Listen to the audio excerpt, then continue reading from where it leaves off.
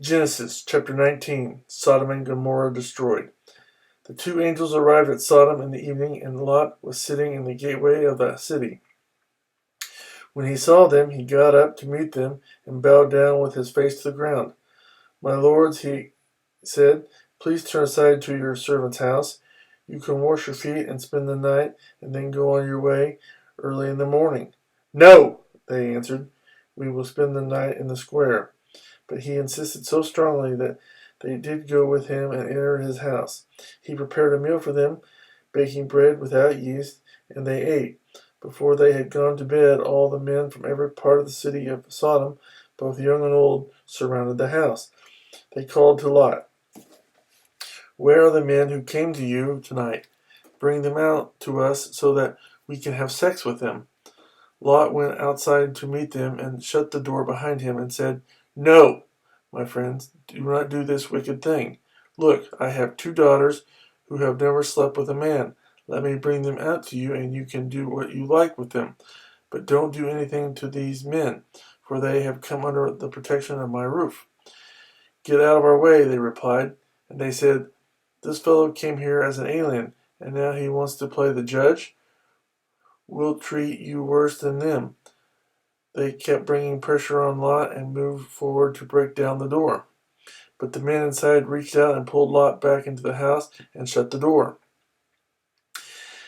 Then they struck the men who were at the door of the house, young and old, with blindness, so that they could not find the door. The two men said to Lot, Do you have anyone else here, sons-in-law, sons or daughters, or anyone else in the city who belong to you? Get them out of here, because we are going to destroy this place. The outcry to the Lord against its people is so great that he has sent us to destroy it. So Lot went out and spoke to his sons-in-law, who were pledged to marry his daughters. He said, Hurry and get out of this place, because the Lord is about to destroy the city.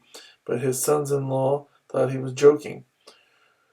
With the coming of dawn, the angel urged Lot, saying, Hurry, take your wife and your two daughters who are here, or you will be swept away when the city is punished. When he hesitated, the men grasped his hand and the hands of his wife and of his two daughters and led them safely out of the city, for the Lord was merciful to them.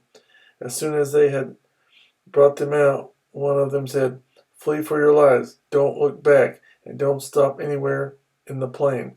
Flee to the mountains, or you will be swept away. But Lot said to them, No, my lords, please, your servant has found favor in your eyes, and you have shown great kindness to me in sparing my life. But I can't flee to the mountains. This disaster will overtake me, and I'll die. Look, here is a small town near enough to run to, and it is small. Let me flee to it. It is very small, isn't it? Then my life will be spared. He said to him, Very well, I will grant this request too. I will not overthrow the town you speak of, but flee there quickly, because I cannot do anything until you reach it. That is why the town was called Zor. By the time Lot reached Zor, the sun had risen over the land. Then the Lord rained down burning sulfur on Sodom and Gomorrah from the Lord out of the heavens. Thus he overthrew those cities and the entire plain, including all those living in the cities, and also the vegetation in the land. But Lot's wife looked back, and she became a pillar of salt.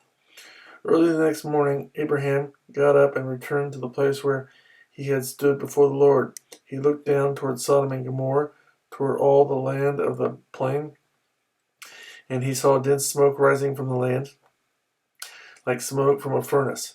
So when God destroyed the cities of the plain, he remembered Abraham, and he brought Lot out of the catastrophe that overthrew the cities where Lot had lived. Lot and his daughters. Lot and his two daughters left Zor and settled in the mountains, for he was afraid to stay in Zor. He and his two daughters lived in a cave.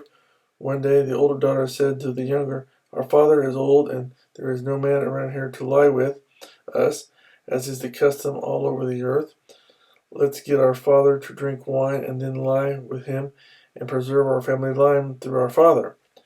That night they got their father to drink wine, and the older daughter went in and lay with him. He was not aware of it when she lay down or when she got up. The next day the older daughter said to the younger, "Last night I lay with my father. Let's get him drunk wine again tonight, and you can go in and lie with him so we can preserve our family line through our father." So they got their father to drink wine that night also, and the younger daughter went and lay with him. Again, he was not aware of it when she lay down or when she got up. So both of Lot's daughters became pregnant by their father. The older daughter had a son, and she named him Moab. He is the father of the Moabites of today. The younger daughter also had a son, and she named him Ben-Ami. He is the father of the Ammonites of today.